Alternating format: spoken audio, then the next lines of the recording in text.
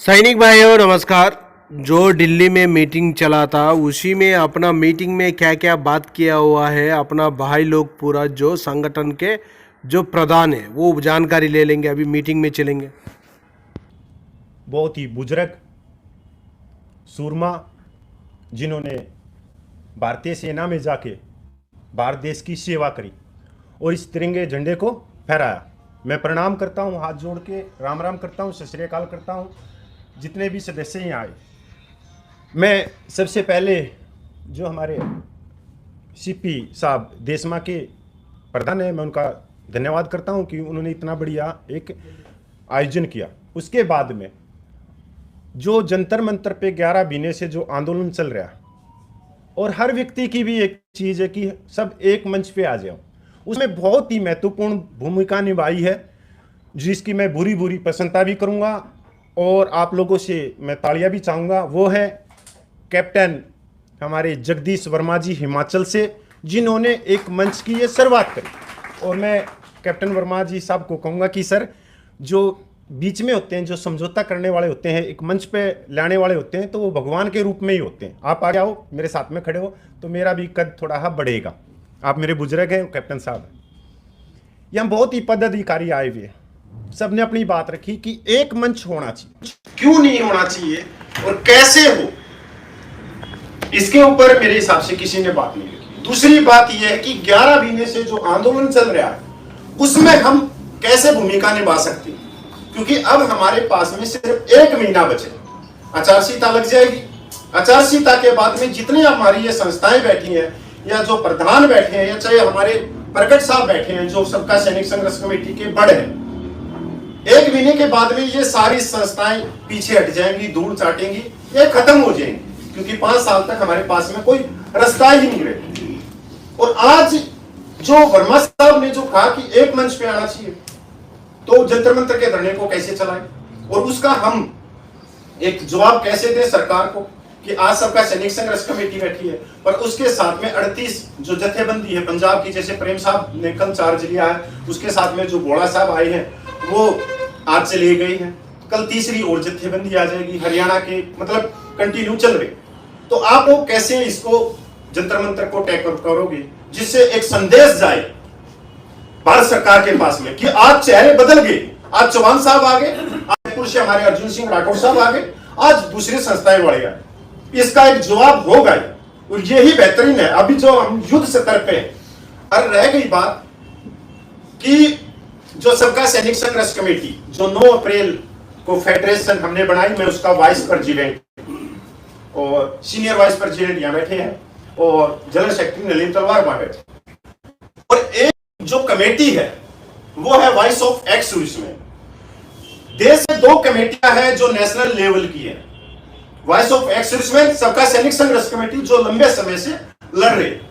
आज सर आपने बहुत महत्वपूर्ण भूमिका निभाई, इसमें कोई दो राय नहीं, पर जब तक सब वॉइस ऑफ एक्स सर्विसमैन इस मंच पे नहीं आएगी तो हम अधूरे रहेंगे। उसके लिए और प्रयास करने पड़ेंगे, उनको भी लेना पड़ेगा, क्योंकि 2 ही कमेटी है। इसके बाद में जो हमने फ्रंट बनाया फेडरेशन जो हमारी है 9 अप्रैल की, और एक बनी है यूनाइटेड फ्रंट 2, ये दोनों अलग अलग व्यक्तियों ने बनाई, एक हमने बना दी, एक दूसरे ने बना दी। जब हम दोनों व्यक्ति एक जगह पे आएंगे तो सारी संस्थाएं जितनी भी हैं, जैसे आप सब रजिस्टर्ड संस्थाएं बैठे हैं, मैं सबका सैनिक संघर्ष कमेटी की तरफ से आया हूं, न कि सबका सैनिक संघर्ष कमेटी को जो 200 से ज्यादा संस्थाओं का समर्थन है मैं उनकी तरफ से आऊं, नहीं, बिल्कुल नहीं। क्योंकि जोवा के हैं, जैसे तमिलनाडु के जोवा के प्रधान है मोहन रंगन, उनके साथ में 25 संस्थाएं हैं, वो अपनी बात रखेंगे, आप लोगों के पास में रखेंगे, आपके मिनिमम प्रोग्राम में जो भी उनका होगा सुझाव होगा वो मानना पड़ेगा। इसका बेहतरीन का तरीका क्या है कि ये दोनों जो फ्रंट है वो अपनी जगह पर अपने रखो कोई भी। अब जो आएगा वो आएगा तीसरा, कि ये दोनों ही यूनाइटेड फ्रंट हो गया, वॉइस ऑफ एक्स सर्विसमैन हो गया, सबका सैनिक संघर्ष कमेटी हो गया। अब कहोगे कि इन्हीं के सदस्य इसमें आ जाए, बिल्कुल नहीं सर। किसान आंदोलन में मैं 13 महीने रहा हूं, तो वहां कोर कमेटी का गठन किया गया, किसी प्रधान को नहीं बनाया गया उसको, ये चौहान साहब भी जानते।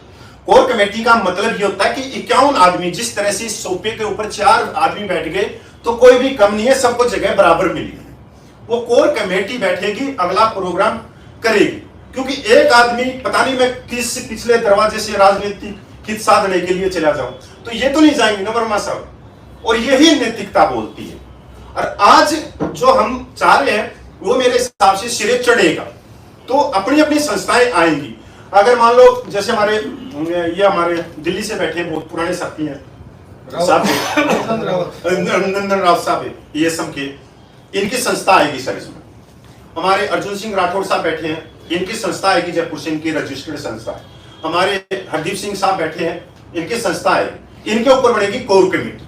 और ये इतनी जल्दी आप लोगों को करना पड़ेगा क्योंकि आप लोगों को सबके चेहरे पूरा देश भी देख रहा है। मैं ये भी कहना चाह रहा हूं, यहाँ एकता की बात होगी तो एकता का मैसेज भी जाना चाहिए, क्योंकि सबका सैनिक संघर्ष कमेटी वो है जो बड़बेरी का पेड़ वो झुकना जानती है, सफेदे का पेड़ नहीं। अगर सफेदे का पेड़ होता तो ये 94 साल का बुजुर्ग आज 14 साल से संघर्ष नहीं कर पाता। ये सबका सैनिक संघर्ष कमेटी का बेड़ी का पेड़ है और हमने झुकना आता है।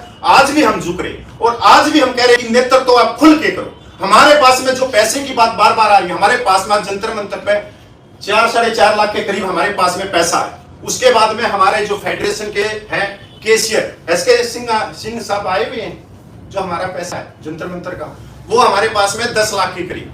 आप कोर कमेटी बनाते ही वो आपके हैंडओवर कर दिया जाएगा। मेरे ख्याल में तो तालियां बजी नहीं इस बात पे कि 15 लाख रुपया आपको हैंडओवर करेंगे और किसी भी तरीके से पैसा आपको कभी नहीं आने देंगे। पर रैली नहीं साहब तंग हो गए, परेशान। अब लो सख्त फैसला। 1 जनवरी का प्रोग्राम आप चाहो तो उसने ले लो। मैं अपने जनरल सेक्रेटरी हरपाल का मैसेज देना चाह रहा हूं, आप ले लो उस प्रोग्राम में, हम आप लोगों के पीछे। आप कहते हो कि नहीं 1 जनवरी के प्रोग्राम में अभी जल्दबाजी मत करो, इसको पीछे कर लेते हैं। आप बुजुर्ग हो, पीछे कर देते हैं। आप कोर कमेटी बनाओ, वॉइस ऑफ एक्स सर्विसमैन को लेके आओ और करो फिर 24 जनवरी की को, 25 जनवरी की को, और सिंघू बॉर्डर कर दो तय, जहां से हमारे साथ में सबसे ज्यादा उठता है पंजाब। इसमें कोई दो राय नहीं है, यहां जितने बैठे हैं चौहान साहब भी जानता है। और सिंघू बॉर्डर से चलेंगे सर अंदर, चाहे लाठियां खानी पड़े चाहे कुछ भी खानी पड़े। और जनवरी के बाद में आचार संहिता लग जाएगी, ये कमेटियां यहाँ की यहाँ दही की दही रह जाएंगी। और जो ये पैसा है ना, ये चाहे हमारे पास में हो जंतर मंतर पे, चाहिए हमारी फेडरेशन जो हमारा एसके है, हमारी वाली फेडरेशन की बात कर रहा हूं मैं, उसके बाद में बहुत सारी फेडरेशन बनी, वो पैसा आप लोगों का है, आप लोगों के पास में रहेगा। जिस समय चाहोगे उस समय आप बस आगे बढ़ो। इससे बड़ी मैं और क्या बात कर सकता हूं। रैली सरकार को झुकाना है तो आपने पता है कि पद्मश्री अवार्ड वो पहलवानों ने किस तरह से झुकाया, तो अब सख्त फैसला का लेना है। जो मेरे तो बहुत छोटे छोटे बच्चे हैं, आप लोगों के तो आपके तो पोते ही बड़े बड़े हो गए, शादी कर लिए, तो मैंने अपने बच्चों को भी छोड़ के चल रहे हैं। तो आप आगे आओ और करो इसका नेतृत्व। हमने कोई दो राय नहीं, पर ये आएंगी जो वॉइस ऑफ एक्स सर्विसमैन और अपनी सबका सैनिक संघर्ष कमेटी। और वर्मा साहब को मैं इतनी जिम्मेवारी देता हूं कि सर कोर कमेटी जल्द से जल्द आप तैयार करो, कोई भी बंदे लो सर, उसमें हमारा नहीं है। चौहान साहब जितने भी जान रहे हैं कि उसमें हमारा भाई सूबेदार में जरा श्रीभूषण साहब को लो, प्रकट साहब को लो, हरदीप साहब को लो। कोर कमेटी बनाओ, चाहे क्यों आदमियों की कमेटी बनाओ। सरकार के पास में कोई टेबल कुर्सी की कमी नहीं है, जब वहां क्यों आदमी बैठ सकते हैं कॉन्फ्रेंस में, और 100 आदमी बैठ सकते हैं। पर आप इस काम को सिरे चढ़ाओ किसी भी तरह। चौहान साहब को लो, चाहे हमारे ये साहब बैठे, आप जो आपका मन करे देश में से उतने बंदों को आप छाट के कोर कमेटी गठित कर दो और फिर आने दो फैसला। हम पूरी ताकत लगाएंगे, जी जान से लगाएंगे। और 1 जनवरी को अब ये बताओ साहब, इसको चार्ज कौन से लेंगे कि 1 जनवरी को कौन आएगा? मनुष्य तो बना ही लेते हैं, घर में बैठे हुए बनाते हैं। रेल रोको का आप बताओगे, नहीं तो हमारा प्रोग्राम फिक्स है। फरवरी तक हम अपने धरने को लेकर चल रहे हैं, उसकी टीम हमने लगा रखी है जंतर मंतर। पर अब मैसेज है कि 1 जनवरी को भाई जंतर मंतर का चार्ज कौन ले, 2 दिन के लिए, 3 दिन के लिए, 4 दिन के लिए।